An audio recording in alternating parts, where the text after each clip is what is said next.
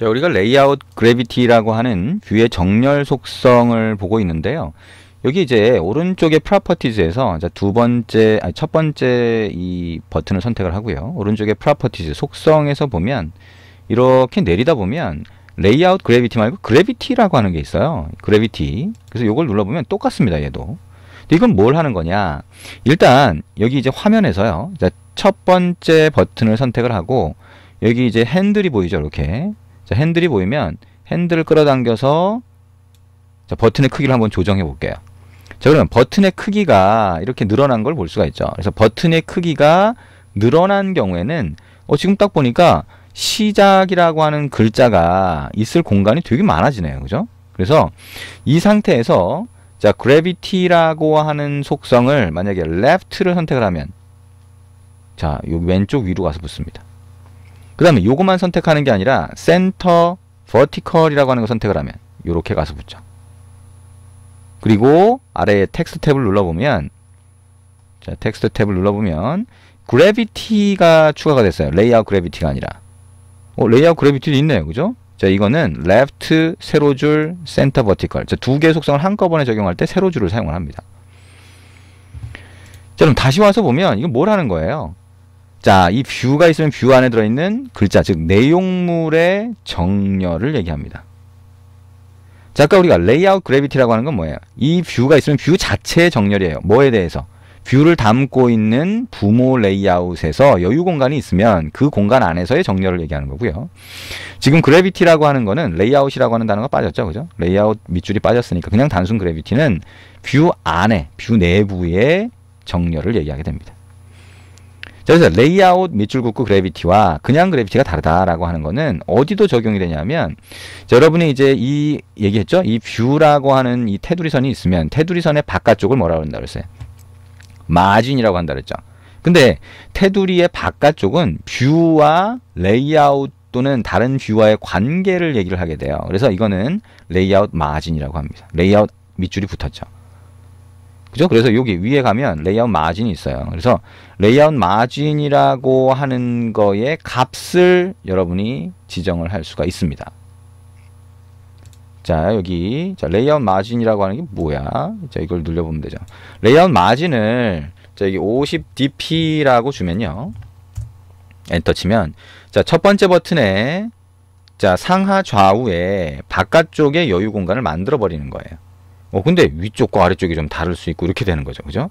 그러니까 이거를 자, 똑같이 사실은 준 거예요. 레이아웃 마진을. 근데 이 상태에서 이걸 이렇게 이걸 넣지 않고 자, 여기 보면 마진 탑이라고 하는 게 있죠. 그럼 위쪽만 주겠다는 거예요. 여기다가 위쪽만 50dp 주면 위쪽만 이렇게 떨어지게 되죠. 자, 이렇게 뷰가 다른 뷰 또는 다른 부모 레이아웃 간의 거리 이걸 얘기하는 거니까 뷰가 어떻게 떨어져 있는지를 얘기하는 거죠. 그래서 레이아웃 밑줄이 붙은 거고요. 그것 말고 이 안에 있는 이 글자가 이 내용물이죠. 이 버튼 안에 글자가 경계선으로부터 얼마나 떨어졌는지를 결정하는 거는 그냥 패딩이에요. 레이아웃 밑줄이 안 붙었죠. 그래서 이 패딩이라고 하는 거에 패딩 left라고 하는 데다가 20dp를 붙이면 왼쪽에서 글자가 이렇게 떨어지게 됩니다. 좀 덜 떨어졌나요? 네, 30dp. 자, 그럼 이 정도까지 떨어지게 만들 수가 있습니다. 근데 우리가 지금 이제 글자를 보고 있는데 글자가 너무 작다. 아유, 이 버튼에 비해서 글자가 너무 작네. 그러면 일단 밑으로 쭉 내려오다 보면 텍스트로 시작하는 속성이 있어요. 그 중에 텍스트 사이즈라고 하는 게 있죠. 텍스트의 크기를 얘기합니다. 자, 이거를 뭐 30dp 이렇게 붙이면 얘기한 것처럼 이제 dp 단위가 글자 크기는 sp 단위를 쓰는 걸 권장을 합니다. 근데 sp를 쓰시거나 또는 dp를 써도 상관은 없어요. 그래서 크기가 약간 다를 수는 있지만 어쨌든 그거는 이 dp나 sp는요 여러분이 정확한 숫자를 정해놓고 해도 되지만 일반적인 앱을 개발을 할 때는 실제 앱을 개발을 할 때도 전체적인 화면의 비율을 보고 맞추는 경우도 많이 있거든요. 그래서 이렇게 붙일 수가 있습니다. 그리고 이 글자의 색깔이라든가 색상이죠. 그 다음에 그게 이제 텍스트 컬러입니다. 또는 이 글자의 배경색을 지정을 할 수가 있습니다. 자, 글자 색만 한번 바꿔볼까요? 이 텍스트 컬러라고 하는 속성에 보면 뭐 실제 컬러 값을 지정할 수 있어요. 그래서 자, 여기에 그러니까 샵을 붙이고 16진수로 이렇게 값을 지정할 수 있는데 좀 더 쉽게 할 수 있는 건 여기 땡땡땡 버튼 있죠. 땡땡땡 버튼을 클릭을 하면 이런 대화 상자가 뜹니다. 그리고 여기 보면 드러블이라고 하는 왼쪽에 탭에 드러블이 있는데 이건 이미지를 얘기하는 거예요. 나중에 이제 우리가 많이 쓸 겁니다. 그리고 컬러라고 하는 데 가보면 미리 지정된 컬러들이 있어요. 그래서 이 안드로이드 API 기본적으로 들어있는 것도 있고요. 여기 여러분의 프로젝트에 자동으로 만들어진 것도 있습니다.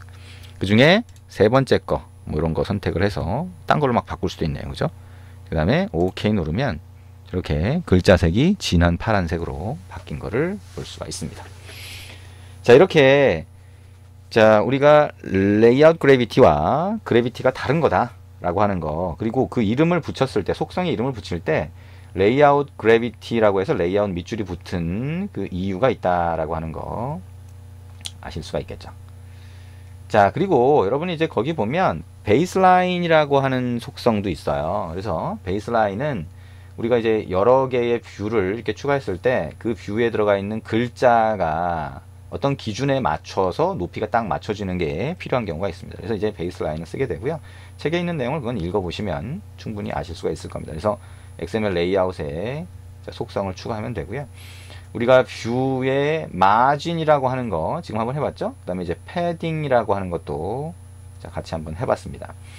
자, 우리 이제 배경색을 여기 이제 그 텍스트의 색상을 지정해 봤는데 이제 배경색도 한번 지정해 볼 수 있겠네요. 그래서 버튼을 선택을 하고 자, 위로 쭉 올라가 보면 속성 중에 백그라운드라고 하는 속성이 있어요. 그래서 이것도 마찬가지로 땡땡땡 버튼을 눌러서 자, 여기 보면 왼쪽 탭에서 컬러를 누르면 미리 지정된 색상을 선택할 수도 있고요. 자, 뭐 여기서 아까처럼 파란색을 선택한 상태에서 보면 여기서 빨간색을 한번 선택을 해봐요. 빨간색 선택을 하면 자, 여기 진한 빨강이든 뭐 이런 걸로 가면 여기 값이 나오죠. 샵 한 다음에 이렇게 나오죠. 하나, 둘, 셋, 넷, 다섯에서 일곱, 여덟 자리가 나옵니다. 그죠? 요게 그대로 사용되는 값이에요. 그래서 완전히 빨간색이다 라고 하게 되면 그러면 가장 요 빨간색이 되겠죠. 그럼 어떻게 돼요?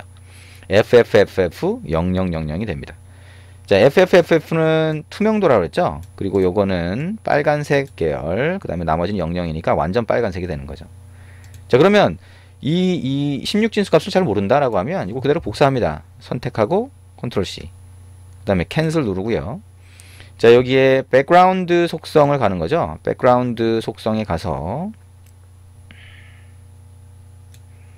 여기다가 샵을 붙이고요. 컨트롤 V에서 붙여넣기 합니다. 엔터를 치면 어떻게 돼요? 빨간색이 되죠. 자, 이렇게 색상을 지정할 수 있다라고 하는 거 생각을 하시면 됩니다. 자, 그리고 우리가 이제 그 책에 보시면 이렇게 여기 XML 레이아웃이라고 하는 게 실제로는 이제 XML 파일이죠. 파일인 거를 우리가 안드로이드 스튜디오에서 이 디자인 탭에서 디자이너 도구가 미리 보기를 이렇게 다 만들어서 보여주는 거예요. 그래서 여기서 편집을 할 수도 있고 저장을 할 수도 있고 이렇게 제공을 해주게 됩니다. 자, 그리고 그거를 만약에 XML 파일을 별도로 또 만들고 싶다라고 하면 왼쪽에 프로젝트 창을 열고 app res 밑에 레이아웃에 가보면 거기가 XML 레이아웃 파일이 저장되는 공간이에요. 실제 이 파일이 만들어져 있다는 거죠. 그래서 이 저장되는 공간에 가서 자, activity main.xml 말고 다른 걸 만들 수 있어요. 자, 요거 선택하고 오른쪽 마우스 버튼 눌러서 new라고 하고 자, 레이아웃 리소스 파일이라고 하는 메뉴 있어요. 자, 이걸 클릭하면 새로운 XML 레이아웃 파일을 만들 수가 있습니다. 자, 여기다가 자, weight.xml 이렇게 하나 만들어 볼게요. 자, OK 누르면 어떻게 돼요? 자, 새로운 XML 레이아웃 파일이 만들어집니다.